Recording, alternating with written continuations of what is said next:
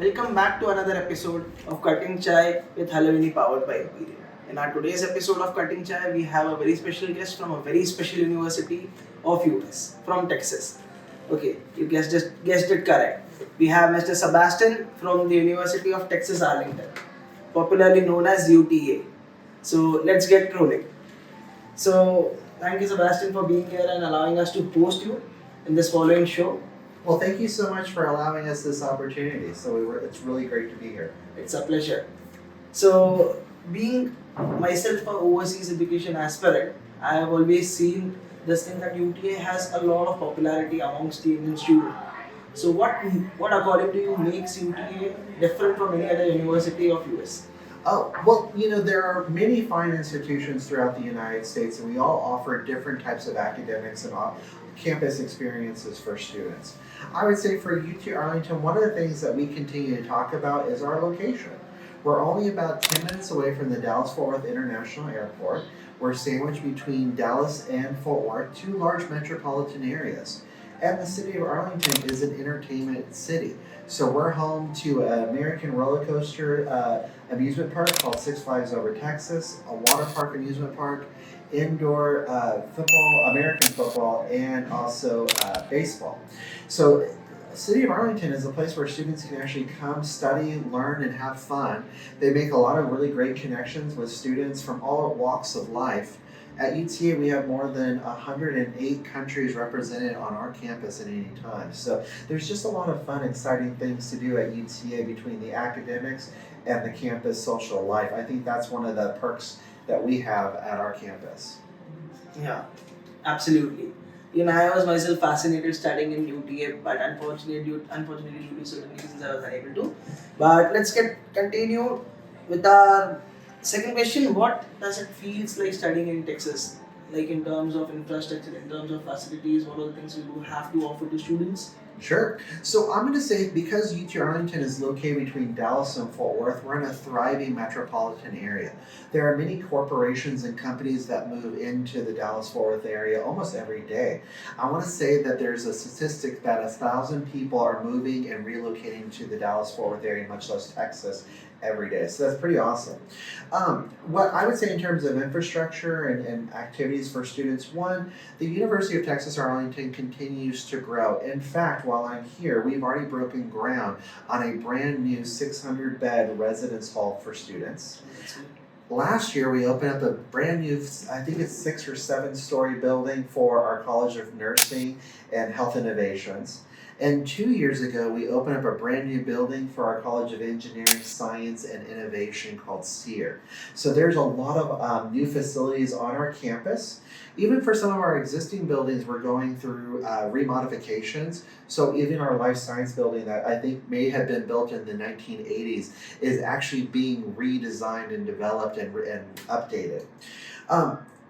I also mentioned corporations and companies. We were talking about infrastructure. I know many students are not only looking to pursue their academics, but they're also looking for internship opportunities and job opportunities post-graduation. And because of our close proximity to these corporations and these companies that we bring to campus, there's just so many ways that students can get involved in their academics outside of the campus through internship and co-ops and other career opportunities.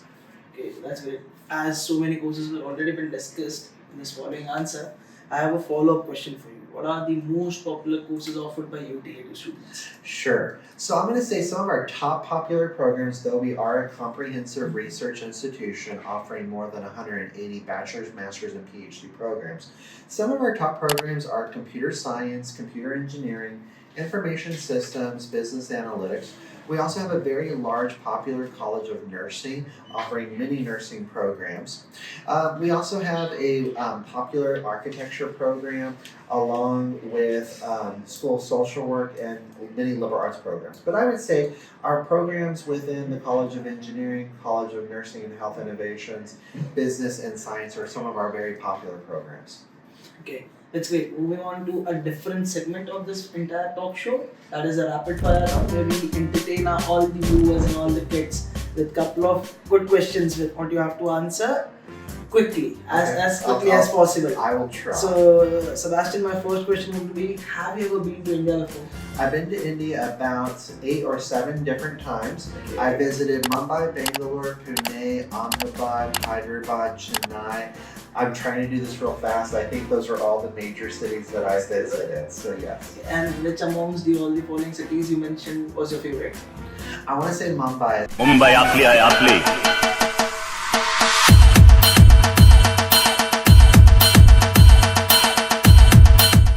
We were talking about this earlier.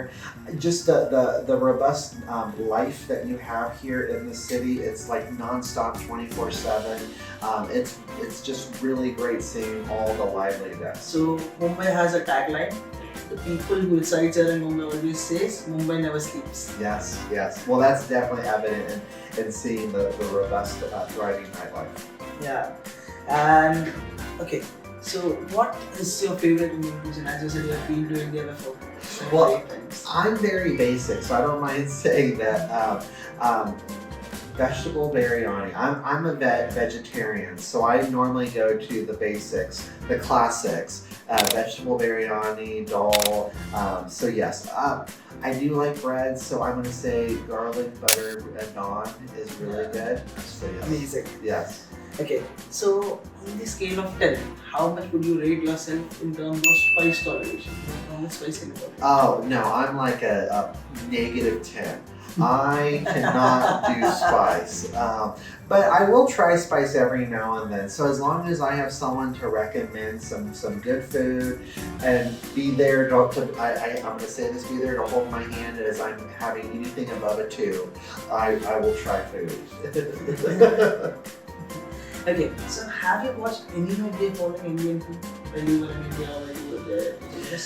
No, so I have not had an opportunity to watch any like Indian TV shows or anything, mainly because when I'm here in India, I'm engaging with high school students, high school counselors, prospective graduate students, university representatives. They keep me rather busy that I'm unfortunately not able to engage in a lot of the culture and entertainment here. Okay, no problem. Then can you just name us any of your following favorite films or TV show that you have watched before? In general, not from India, Yeah, just in general. Well, as you might be able to tell, I have a full tattoo sleeve, so I'm a huge superhero movie fan. So I do love movies that are made by the Marvel Cinematic Universe. I'm more of a Marvel person than a DC. I'm sorry, students, if you are a DC person, go with Marvel. Okay, so are you a tea person or a coffee person? I actually like both, but I feel like I'm more of a tea person. I like green tea, chai, black tea, so yes, I'm more of a tea person. That's great. Now coming back to a couple of more questions what we have in our mind. Would you like to speak something about TARAG offered by UTA? Oh, absolutely. So the university offers a number of financial opportunities to assist students through their academic experience. Since you mentioned GTA, GRA positions, many of our departments do offer graduate research and graduate teaching assistantships. However, I do tell students that some departments, because they're the ones that award these assistantships, that sometimes those assistantships are awarded in semester 1. Sometimes, though, they're not awarded until year 2. I encourage students to send an email to their graduate advisor or their intended academic department to learn what funding might be available. The reason being is at the graduate level, not only does the department make the admission decision, but if they have money available, then they also make the funding decision too, okay? But we do offer graduate teaching and graduate research assistantships. Okay. And how about the scholarships? Do we have any scholarships to offer? Oh yes. So I often tell students that scholarships, for the most part, though there may be scholarships at the master's level, there are a lot of scholarship opportunities for bachelor degree seeking students. So we do offer scholarships for all students, whether they're international or a domestic U.S. citizen, that they can, and they don't have to apply separately. They're actually nominated. It's merit-based scholarships. The student just needs to apply and be admitted by the deadline dates. But we do offer scholarship opportunities to students regardless of where they come from around the world. Okay, that's great. I'm sorry. Do you mind if I also mention our doctoral funding? Yes, you So we also offer doctoral fellowships, and UT Arlington actually provides 100% doctoral fellowship funding. So your tuition and fees would be paid for. That's a new initiative that we just implemented last spring. can. So if you're interested in doctoral studies and you're watching this video, please know many of our College of Engineering, College of Science programs do offer a bachelor's to PhD bound track, and there is more money available, more opportunity, I would say, at the PhD level if you're looking for funding.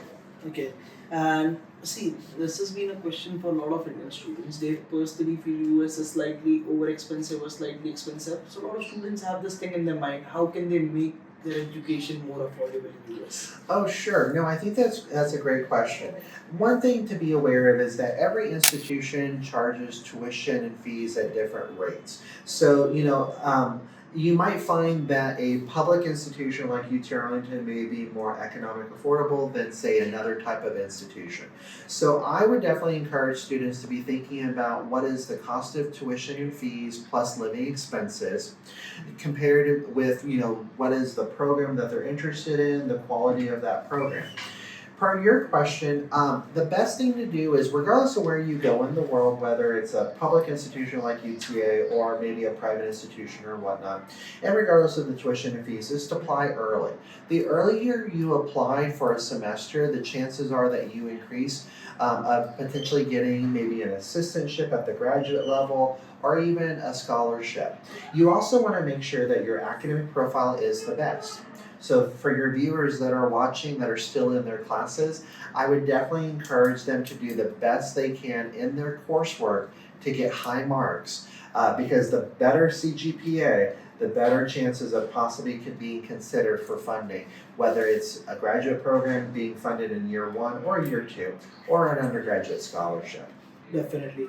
And another question is, this is a very commonly asked question, Sebastian, that do UTA ask for any of the external credential evaluation? Oh, no, I think that's a great question. At this time, UT Arlington does not ask for any additional credentials or evaluations to occur. The only time that we really ask for additional documents of that nature is if the student's transcripts are not in English, because then we will need an outside evaluator to translate those documents. But for the most part, UT Arlington does all in-house evaluations. Okay, that's great. And I also have a follow-up question. What are the entrances and what would be a average band requirement for all the following entrances? Like couple of them if you can. Well, they will differ. So at the graduate level, admission into the university will vary, and I'm mentioning graduate because more times than not when I'm in India, it's about graduate education. So I'm going to say that you really want to have a competitive CGPA total. Ideally, you would want to have on a 10 scale somewhere around a 7.4, 7.5 or better. But if you are closer to a 7, that does not mean that you are not necessarily eligible. It just means that you might need to have a high GRE score to offset a lower CGPA. So yes. Okay, so do you have any message for the viewers, for the students who wants to apply for UTA or who are an engineering aspirant or any of the following grad aspirant, post-grad aspirant who Sure. wants to come here to UTA? Absolutely. So I'm going to say if you're looking for a bachelor's degree, if you're a graduate student, it doesn't matter. I would encourage you to apply early. I would encourage you to apply within, the 8 to 10 months in advance. And so what that means is if you're looking for a fall semester start, apply in September, October the year before. The reason being is you want to get your materials in as soon as possible. You want to start submitting everything. So essentially you can, you're ahead of the curve. You're waiting for a decision much earlier than students that are waiting to apply. I think one thing that I've noticed is that students see an application priority date or a deadline, and they often wait to apply by that date. And that's a little late considering that everyone's applying at that same time. So I often tell students, don't be a procrastinator. Get a jump start, apply 8 months to a year in advance, because we're eager to look at your application sooner than later. Okay, so with this we conclude our show. We have a ritual. We raise toast to our cutting chai. So we cheers. Cheers.